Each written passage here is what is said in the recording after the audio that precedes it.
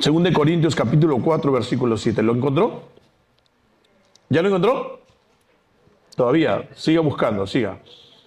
Como es la primera cita, le voy a esperar un ratito nomás. Según de Corintios capítulo 4, versículo 7. ¿Ya lo encontró ahora sí? Muy bien, ahora sí.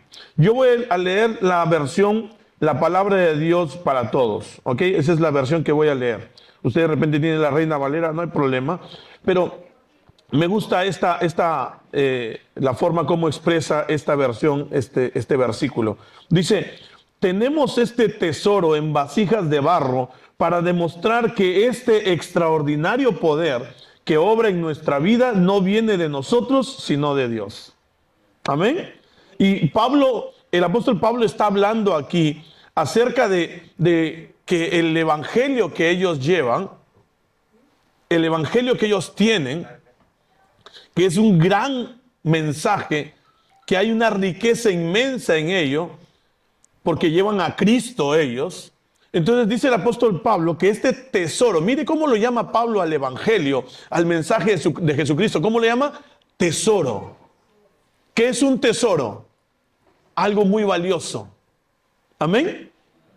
Ahora, usted se compra sus joyas, seguramente se compra sus joyas, y si tiene joyas de oro, cosas así, ¿dónde lo va a poner? En un buen cofre de pronto, ¿no? Algunos en su caja fuerte, otros de repente caseramente en su cofrecito ahí. Pero escúcheme bien, ¿sabe dónde Dios decidió depositar este gran tesoro? En vasos de barro, como usted y como yo. Dile que está a tu costado, es como usted. Y dice el apóstol Pablo, tenemos este tesoro en vasijas de barro. ¿Para qué? Para demostrar que este extraordinario poder, diga conmigo, extraordinario poder, hermano, este extraordinario poder que obra en nuestra vida no viene de nosotros, sino de Dios. Eso era algo que Pablo lo tenía bien claro. Dios nos ha dado este tesoro, pero está puesto en nosotros, que somos como barro, para que todos se den cuenta que no se trata de nosotros, no es nuestra capacidad, es la capacidad de Dios. ¿Están conmigo, hermano? Dígale que está a tu costado, ahorita nos están hablando a todos. Entonces pregunto yo, ¿en qué se diferencia lo ordinario de lo extraordinario? ¿En qué se diferencia lo ordinario de lo extraordinario? Si hablamos escrituralmente, se diferencian en lo extra. Ordinario, el otro es extraordinario. O sea, como que hay algo más aparte de lo ordinario, ¿cierto? Entonces, mi hermano, ¿cuál es eso extra que transforma lo ordinario? Esa frágil vasija de barro es transformada en el contenedor de un gran tesoro. ¿Cuál es eso extra? Que puede transformar una vasija de barro en el contenedor de un gran tesoro. ¿Sabe cuál es eso extra? La presencia de Dios. La presencia de Dios es lo que hace, mi hermano, que eso ordinario, dile que está a tu costado, eso ordinario, tócalo así, con respeto aquí en el hombrito, dile, eso es ordinario. Escúcheme, no lo vaya a tomar como un insulto, por favor, ¿sí? No lo voy a tomar como por el lado malo, no. Es que usted y yo somos como ese barro. ¿Amén? Y el mensaje de salvación, el mensaje de sanidad, de salvación que implica todo, eso es, mi hermano, un tesoro tremendo que el Señor ha depositado en nosotros. Y lo podemos tener no porque somos el barro adecuado, sino porque la presencia de Dios viene a nuestra vida. ¿Está conmigo, iglesia? Hermano, necesitamos una fe viva para vivir en la presencia de Dios. ¿Qué dijimos que era una fe viva? Una fe que se muestra con obras. ¿Sí? Dile que está a tu costado, es una fe que se muestra con obras. Si tú dices tener fe, pero no hay obras en el sentido de tu fe, no tienes fe. Si tú dices tener fe, pero hay obras que demuestran la fe que tienes, ahí está la fe. Puedes decir que tienes fe, pero si no obras conforme a la fe que dices tener, no estás teniendo fe. ¿Está conmigo, iglesia? Porque la fe que no tiene obras es muerta. Dile al que está a tu costado, la fe que no tiene obras es muerta. Entonces, si no hay obras conforme a tu fe, esa fe está muerta. Tienes que recibir un chispotazo, mi hermano, un toque del Espíritu para que se avive tu fe, para que se encienda tu fe y tengas una fe viva que se muestra a través de nuestras obras. ¿Está conmigo? Entonces, mi hermano, una fe viva, necesitamos de una fe viva, o sea, una fe que se muestre con obras para vivir en la presencia de Dios. Claro, la presencia de Dios, mi hermano, que está en... A ver, algunas personas piensan que tienen la presencia de Dios solamente cuando lo sienten emocionalmente. Y usted y yo necesitamos saber que la presencia de Dios está en nosotros, sintamos emocionalmente o no. ¿Está conmigo?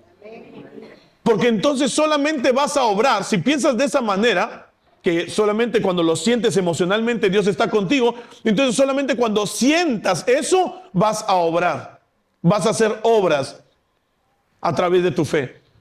Pero hermano, cuando no lo sentimos emocionalmente, cuando nuestras emociones pareciera que nos dijeran que Dios no está con nosotros, nosotros seguimos sabiendo y creyendo, Dios está con nosotros y voy a seguir obrando de la manera que sé que le agrada a Dios y voy a hacer las obras que sé que le agradan a Dios. ¿Por qué? Porque esa es mi fe. ¿Está conmigo? Amén. No voy a dejarme llevar por lo que siento solamente. Entonces, resulta que en el tiempo yo aprendo a conducir mis emociones. Aprendo a gestionar mis emociones para no dejarme dominar por ellas, sino que las comienzo a conducir para hacer lo que sé que es la voluntad de Dios. ¿Está conmigo? ¿Qué es la voluntad de Dios? Pues en muchos términos, en muchas áreas es diferente la voluntad de Dios, pero siempre la voluntad de Dios es buena, agradable y perfecta. Siempre. Entonces, cuando tú y yo obramos para con nuestro prójimo, sea con nuestro cónyuge, con nuestros hijos, con nuestros compañeros de trabajo, escúchame bien, obras en la voluntad de Dios cuando lo que tú estás haciendo tiene que ver con algo bueno, agradable y perfecto delante de Dios. ¿Está conmigo? Por eso es que hombres, no podemos decir que nuestra esposa tiene la culpa de nuestra mala reacción. No podemos decir eso. ¿Está conmigo? ¿Por qué? Porque eso no es bueno, ni agradable, ni perfecto. Dios no actúa así. Ah, tú actúas así. Entonces yo respondo de esta manera y te lo tienes bien merecido porque tú me picaste. Dios no hace eso. Dice la Biblia que estando nosotros muertos en nuestros delitos y pecados, Dios mostró su amor para con nosotros viniendo, sacrificándose por nosotros. ¿Se da cuenta lo diferente? Entonces todos los que en algún momento hemos tenido algún pretexto como que, no, es que yo te trato de esa manera porque tú me tratas así. Escúcheme, arrepiéntase de eso, vuélvase al Señor y deje que Dios moldee esa área de su vida. ¿Está conmigo? Hermano, nuestra fe tiene que mostrarse a través de obras. Igual es al revés, chicas, igual. Entonces, solo una fe viva puede desatar el poder de la presencia de Dios en nosotros y eso nos transforma de ordinarios a extraordinarios. ¿Por qué? Porque, hermano, le creo al Señor y hago las cosas que sé que le agradan al Señor y las hago porque sé que le agradan, no porque siento hacerlo. ¿Está conmigo? Y permanezco, pastor, pero eso no es duradero. Sí lo es, porque obviamente implica tu voluntad e implica tu intencionalidad. Necesitas mucha intencionalidad, mucha determinación para hacer algo que sabes que es bueno hacer, que es necesario hacer. Aunque tus emociones te dicten lo contrario muchas veces. ¿Está conmigo, iglesia? Entonces hoy quiero compartir con usted 3 principios que nos van a ayudar a cambiar lo ordinario en extraordinario. ¿Está listo? Tome su lapicero, tome su cuaderno, su libro, cuaderno de notas y escribe. El primer principio es, reconoce y acepta lo que Dios ha hecho. Reconoce y acepta lo que Dios ha hecho. Vaya conmigo, por favor, al libro de Salmos. Salmos capítulo 103. Salmos, capítulo 103. ¿Ya lo encontró? Versículos del 1 al 5 vamos a leer. Salmo 103, versículos del 1 al 5. Dice así: bendice alma mía a Jehová y bendiga todo mi ser su santo nombre.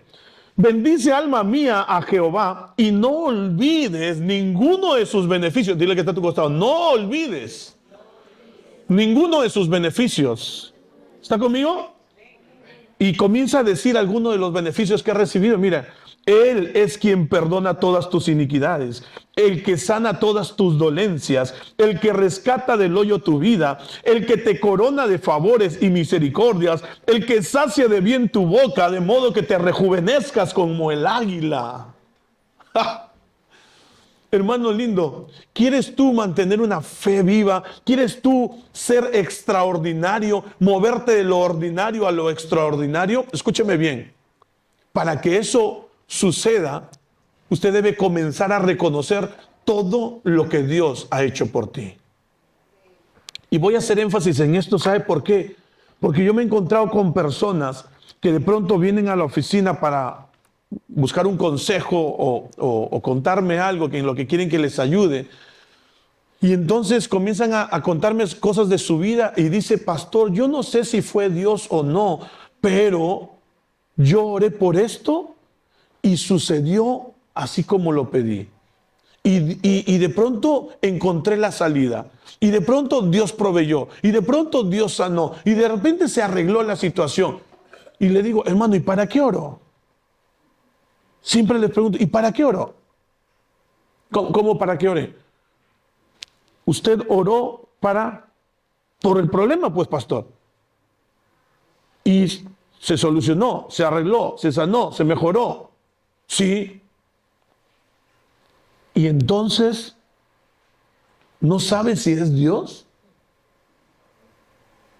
¿Sí me dejo entender?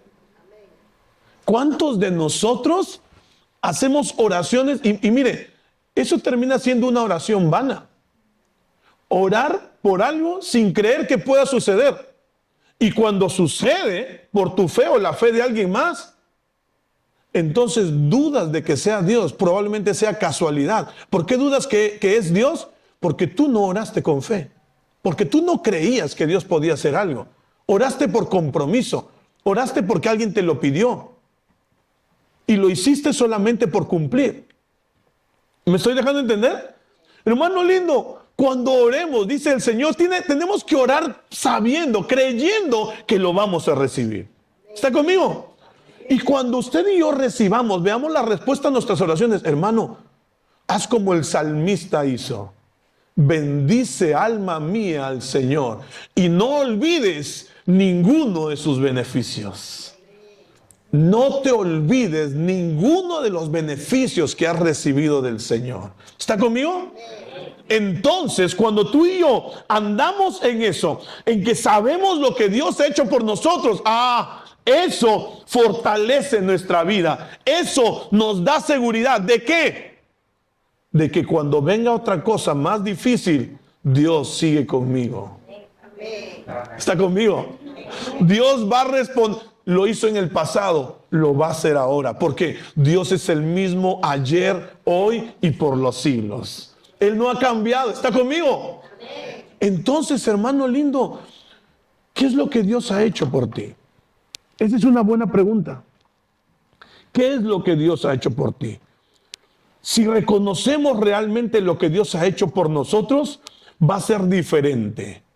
Pero cuando no lo reconocemos, entonces ahí viene el problema, porque entonces tú le pides perdón a Dios y después sigues sintiendo culpa por lo que ya le pediste perdón. ¿Por qué? Porque no crees que te ha perdonado. Pero es que, pastor, no siento que Dios me haya perdonado. Les voy a contar una pequeña historia, es de la vida real. Dos jóvenes se casaron, creyentes, y entonces el día que realizaron la boda, el pastor bendijo el matrimonio, los presentó ya como la nueva familia, y en la recepción el muchacho estaba medio preocupado, el que se acababa de casar, medio preocupado y buscando al pastor. ¿Han visto al pastor? No, por allá lo encontró al pastor. Pastor, tengo que hablar con usted. ¿Qué pasa, hijo? Pastor, estoy preocupado. ¿Por qué? pastor, usted me acaba de casar. Sí, claro, ¿estás casado, hijo? Pastor, no me siento casado. Pastor, me siento soltero todavía. El pastor lo miró a los ojos, lo había conocido desde muy pequeño, lo agarró de los hombros, le peló los ojos, lo sacudió y le dijo, créeme, estás casado.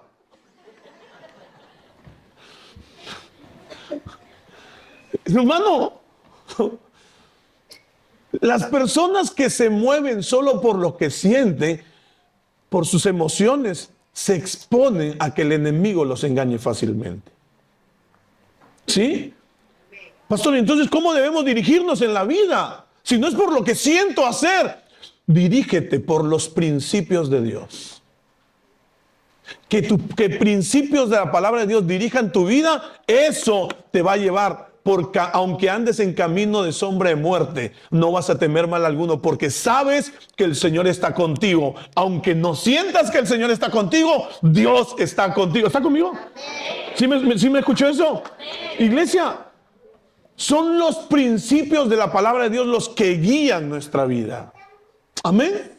Son los principios de la palabra de Dios que van a guiarnos y que nos permiten estar firmes y avanzar. Amén. Entonces, ¿qué es lo que ha hecho el Señor? Cuando el Señor dice que si tú y yo le pedimos perdón por nuestros pecados, Él perdona nuestros pecados, hermano, créalo. Dios te perdonó. Dios no está poniéndose a pensar. El problema es que tú, cuando alguien te viene a pedir perdón, tú le dices, ya, te perdono. Pero te vas con eso todavía ahí y estás recordando, sí, facilito venir a pedir perdón y ya, ¿no? Como tú no lo has vivido, como tú no pasas lo que yo paso, un desgraciado. Que el Señor me ayude a perdonarte. Y como nosotros somos así, creemos que Dios es así. Y juzgamos a Dios de la manera como nosotros juzgamos a los demás.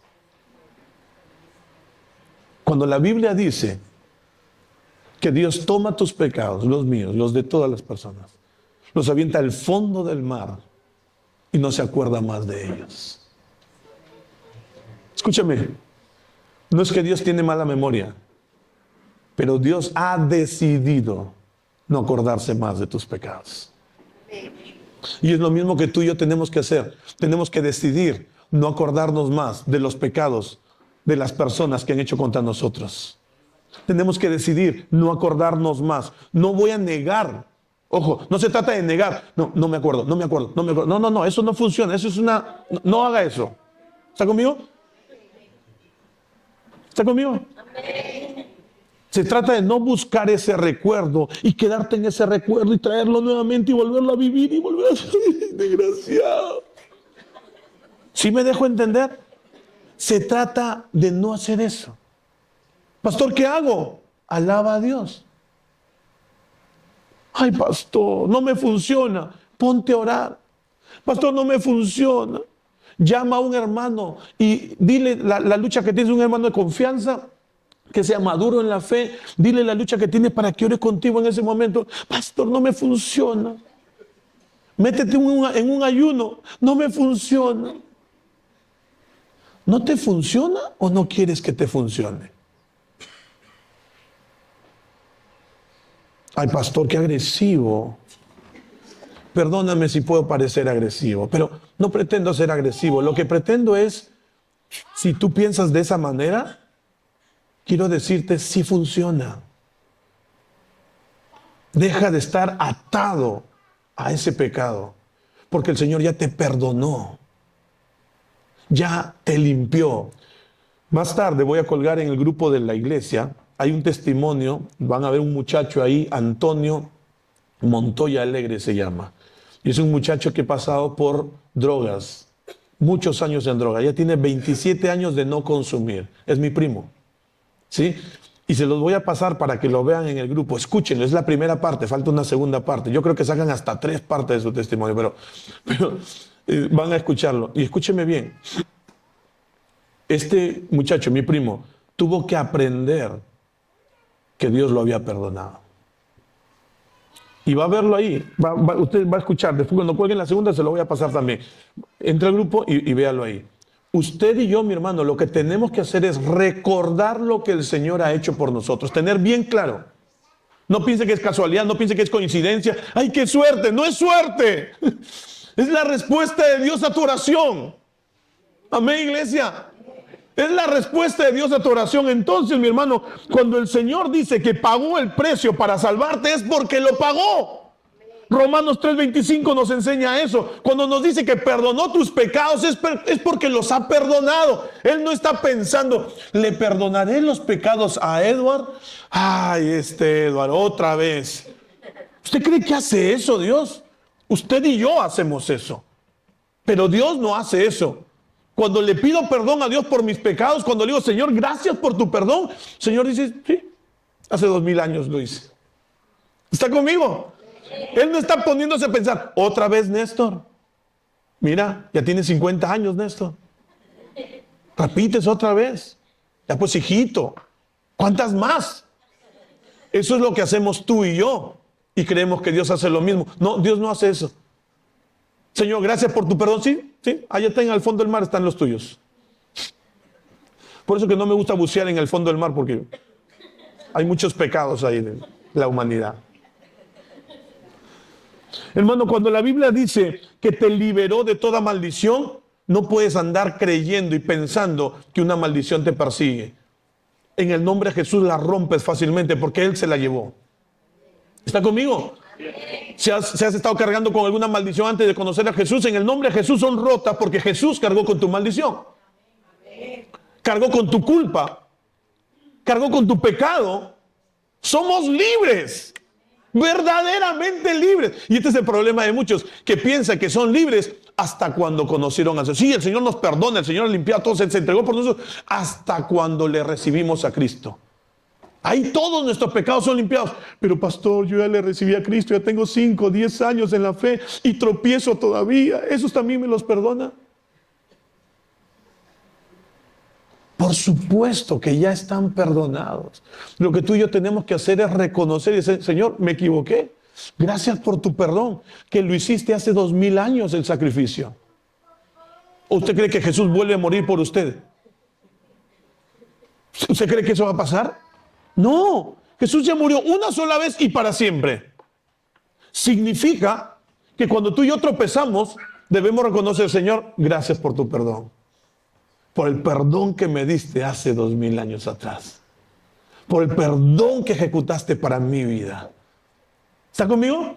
Entonces, si usted le pide perdón al Señor, tiene que reconocer que ya está hecho. Ya está hecho. Entonces, todo lo cargó Jesús. ¿Qué más ha hecho? El Señor nos ha prosperado, nos ha sanado, nos ha bendecido, nos ha amado, nos sigue amando, nos da dones espirituales, nos hace más que vencedores. Hermano lindo, tantos beneficios tenemos en Cristo Jesús y muchas veces los desaprovechamos, no los tomamos, porque creemos que Dios es un genio de la lámpara maravillosa. No lo vemos a Dios como un padre, sino como un genio. Dios no es un genio. Dios es un Padre amoroso y va a tratar contigo y va a tratar conmigo y nos va a enseñar lo que su voluntad, su propósito es para usted y para mí. ¿Está conmigo, iglesia? ¿Sí? Entonces, Él va a tratar contigo. Él va a tratar contigo. No te va a obligar, pero va a tratar contigo. Entonces, reconoce y acepta lo que Dios ha hecho por ti. Ya lo hizo. El segundo principio es, enfócate en lo que Él dice.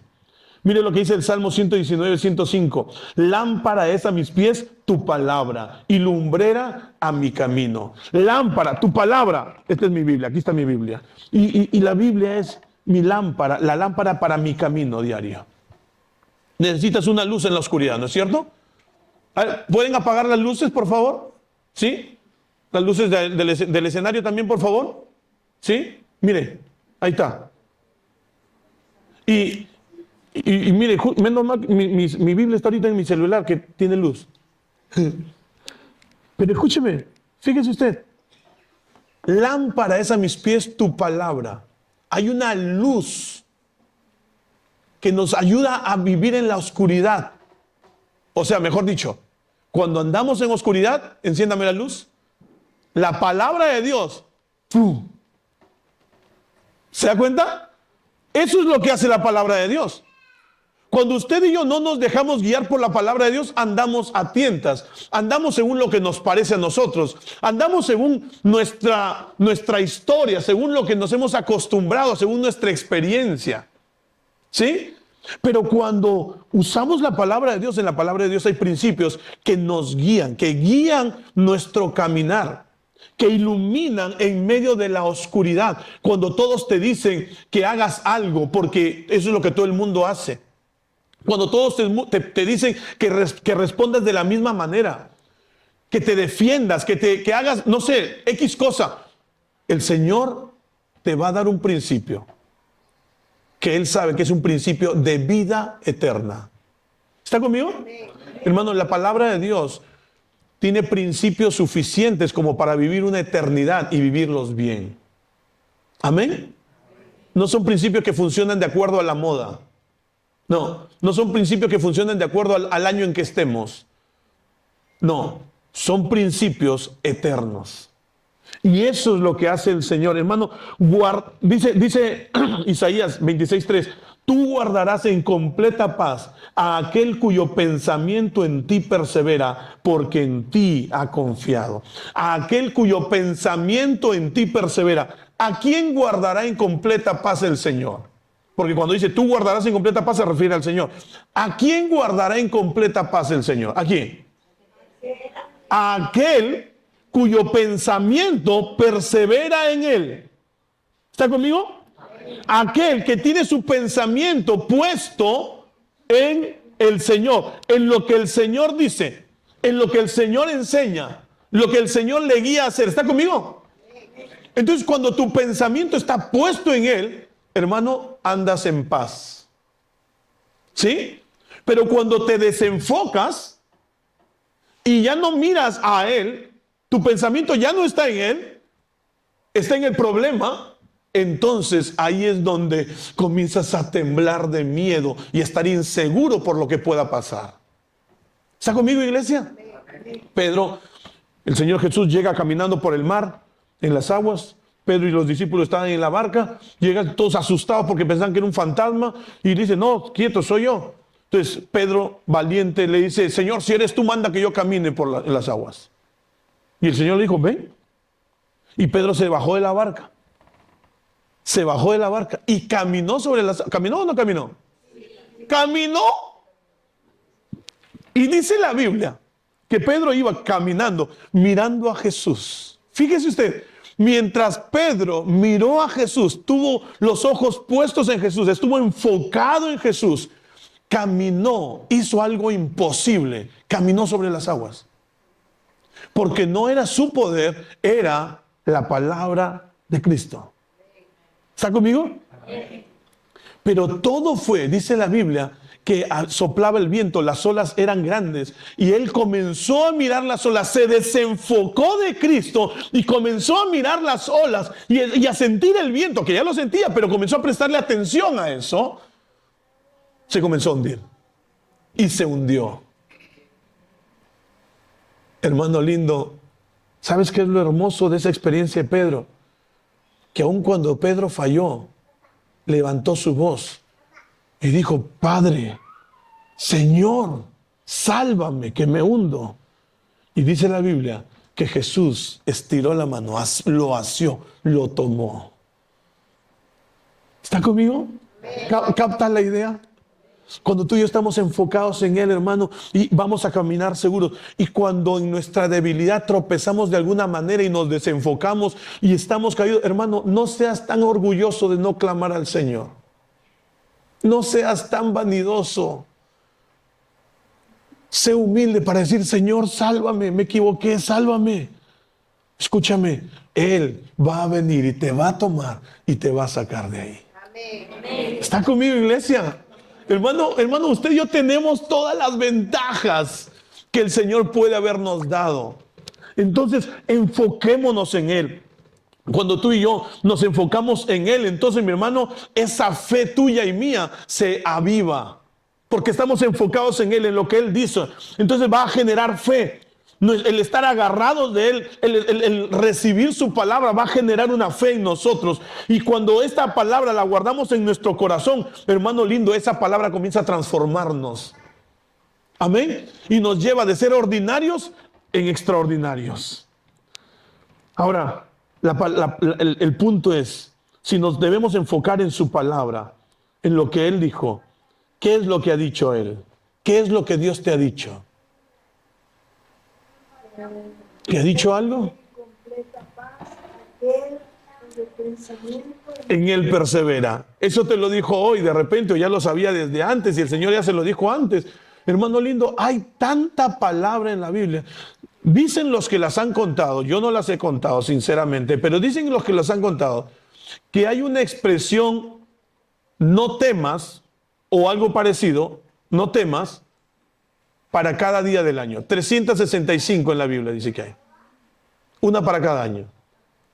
¿Por qué el Señor diría tantas veces no temas? Porque es muy común que usted y yo tengamos miedo. Y que usted aparente no tener miedo no es lo mejor.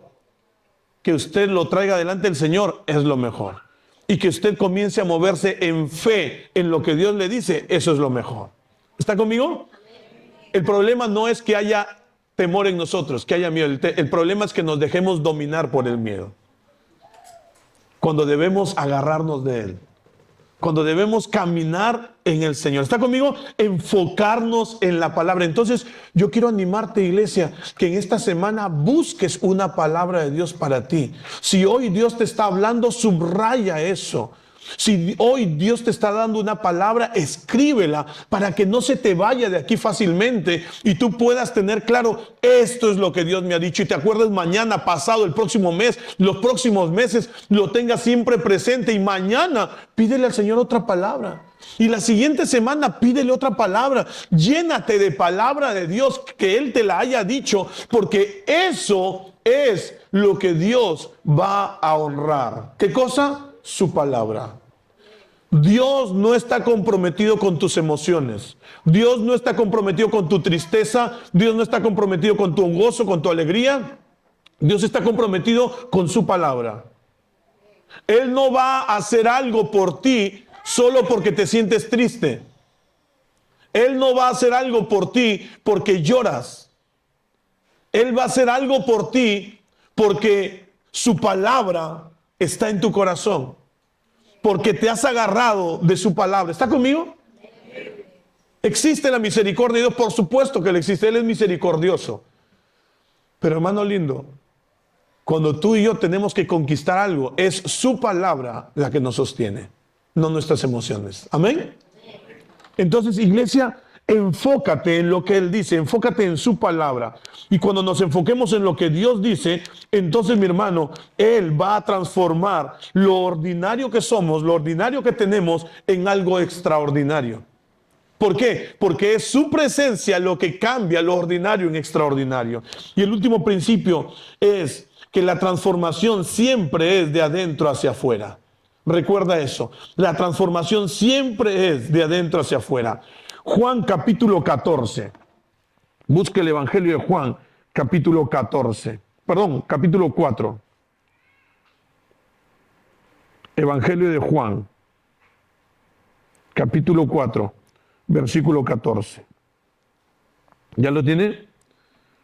Dice desde el 13, respondió Jesús y le dijo, cualquiera que bebiere de esta agua volverá a tener sed, mas el que bebiere del agua que yo le daré, no tendrá sed jamás, sino que el agua que yo le daré será en él una fuente de agua que salte para vida eterna.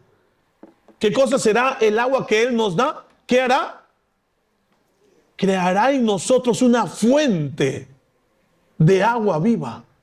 Una fuente de agua que salte para vida eterna. Entonces escúchame, ¿de dónde sale esa fuente de agua viva que hay en ti? ¿De dónde sale la vida que hay en ti? De lo que Él haga en ti.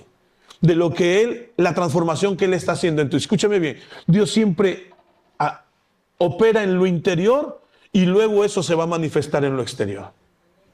¿Está conmigo? Entonces Dios siempre nos va a cambiar internamente y eso va a traer una manifestación externa. ¿Sí está conmigo, iglesia? Dios está más interesado, mi hermano, en cambiar tu manera de pensar que cambiar las circunstancias que vives. A Dios le importa que las circunstancias que estás viviendo ahorita, que pueden ser pesadas, feas, horribles, te lleven a ti a cambiar tu manera de pensar. ¿Está conmigo? Entonces Dios me ha mandado eso para cambiar mi manera de pensar.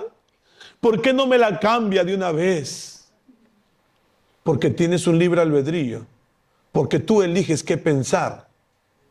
¿Está conmigo? Tú y yo no somos títeres de Dios. Si Dios hiciera eso, se llama manipulación.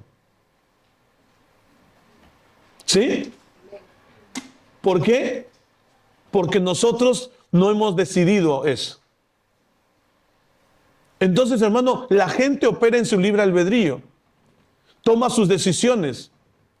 Meten la pata y la meten bien, con premeditación, alevosía y ventaja.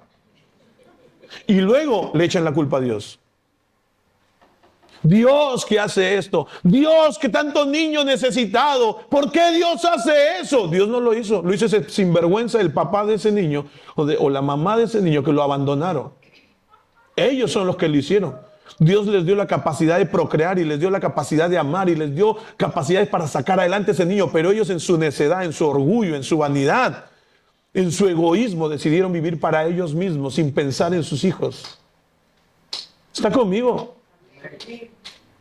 Pero Dios puede transformar aún la vida de una persona así, que se arrepiente sinceramente y que le dice, entra en mí. Y entonces Dios comienza a hacer una obra. Y esa obra que Dios hace aprovecha todo, aún nuestras malas decisiones. Y cuando tú tomas una mala decisión y entras en situaciones en que te haces sufrir, ¿sabes? A Dios no le escandaliza tu sufrimiento, porque Dios sabe que Él puede cambiar esa situación en la medida que tú tomes las decisiones de dejarlo a Él obrar en tu vida. ¿Y cómo sucede eso? Cuando tú y yo decidimos cambiar nuestra manera de pensar. ¿Está conmigo? Entonces lo que dice la Biblia ya no resulta ser algo religioso, resulta ser mi estilo de vida. Ya no es algo para cumplir, para agradar a mi líder, a mi pastor. No, es algo para agradar a Dios. Es algo para vivir de la mejor manera como Dios nos ha diseñado. Porque Él me lo ha enseñado. ¿Está conmigo, iglesia? Es tiempo de beber del agua que Él nos da, para que comience a brotar en nuestro interior un manantial de vida, una fuente de vida, mi hermano. Y esa fuente de vida nos va a cambiar desde adentro. Jesús nos enseñó la verdad que nos transforma desde adentro. Amén. Y esa verdad que nos transforma desde adentro, mi hermano, hace cosas tremendas. Por eso es que Él escribió, o Él nos enseñó que si queremos salvar nuestra vida, la tenemos que perder. ¿Se imagina? Si queremos salvar nuestra vida, la tenemos que perder por su causa. Si quiero ser el más grande, tengo que ser el más pequeño. Si quiero ser el primero, tengo que ser el último. Esto no tiene sentido en la forma de pensar de nuestra sociedad. Entonces tú vas con esto a un empresario y te dices, son tonterías. Vas con esto a un médico, a cualquiera que no cree en Dios, son tonterías. Oh, aquí tienes que tú ponerte por encima de los demás, chanca la mano para que estés primero. La Biblia dice que en cuanto ellos creyeron encontrar la vida, su vida, la perdieron. Ellos piensan que haciendo eso ganan su vida, pero realmente la están perdiendo. Y se van a dar cuenta al final de su vida, lamentablemente.